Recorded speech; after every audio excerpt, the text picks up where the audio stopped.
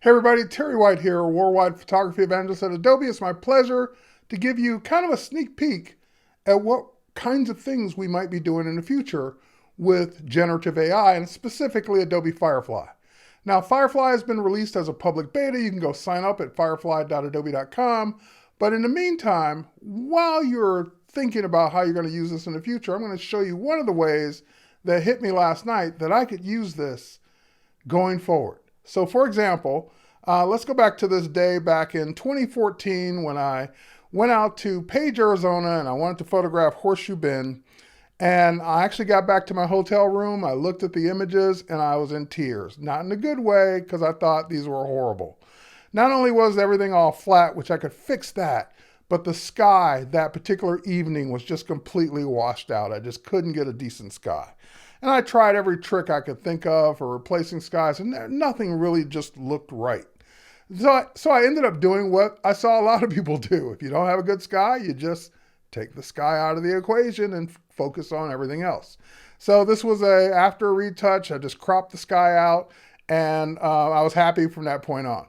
But in the back of my mind, and that's why I kept these images, I always thought, one day, I'm going to be able to salvage this and actually have a good sky as well. So let's give it a little bit of Lightroom love first. I'm going to head over to the Develop module. I'm going to switch over to Camera Landscape, just to kind of get a foundation. I'm going to go ahead and hit Auto Tone, just to give it kind of what Lightroom's take on it should be. Now I'm going to reduce the exposure down just a bit, because again, I don't always agree with what Lightroom thinks it should be. I'm going to go ahead and increase the vibrance, the saturation, and definitely the texture. This image can use and benefit from a lot of texture and sharpening. And again, at this point, instead of cropping it down, I'm going to keep that sky. And I'm going to head over to Photoshop with it. So let's do a quick Command E from the keyboard. PC, that would be Control E. And that will pop this over to Photoshop with all the adjustments I've made so far. Great. Now that we're in Photoshop, I'm going to use Photoshop's awesome sky replacement. But the problem is I don't have a good sky. That was the problem. I don't have a good sky to work with this. So before I go over to sky replacement, let's go get a good sky from Adobe Firefly.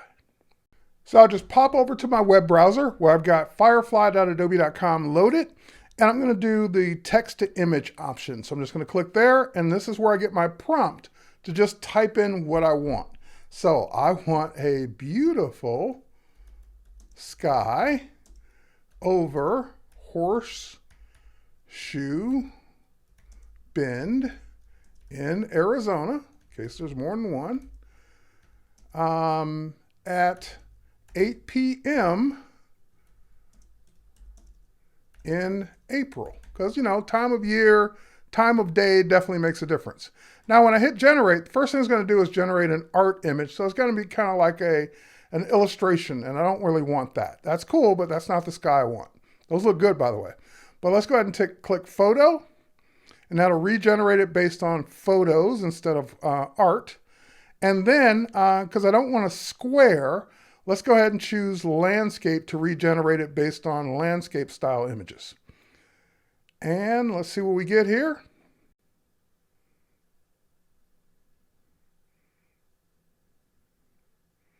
And just as I hoped, these are much better than the sky I had. Now I could go with this one, or I can go with that one. These are like two of my favorites. And of course I can give the Firefly team a heads up that, hey, these came out great. And if they didn't come out great, you can tell them the same thing, that these came out not so great. And so they would know how to fix it. I kind of like the blues in the base of this one. I kind of like the sunset in the base of this one. So I'm going to go with this one. So I'll click download, and that'll save it to my downloads folder. Now let's head back to Photoshop. And in Photoshop, when I do my sky replacement, there we go. I'm going to bring the window over so you guys can see it. There it is.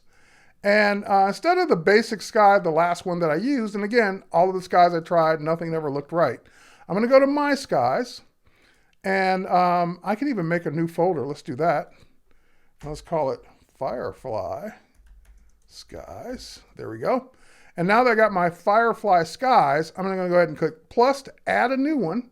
And that will take me over to my, my operating system where I can go grab that new image that just came in. And I think that's it. Yep, that's it. Let's go ahead and open it up. That will add it. Let's make sure it's in the Firefly folder. There it is. And just like that, I'm able to replace the sky. I can still move it around. I can still get it just positioned where I want it in the image, left, right, up, down. And I think the scale of it's just right, left and right. And if I need to make any more adjustments, so if I wanted to make it a little warmer, I could. And that's the kind of sky I'm looking for. Great. Now, here's the difference, and this is why we're doing it this way. It's not a sky from Cincinnati. It's a sky over this exact area that the AI generated. So it's going to match that terrain, that location, that time of year, that time of day. So the same time of day that I shot this photo, I'm getting a sky that matches it. And so now that's just a layer set.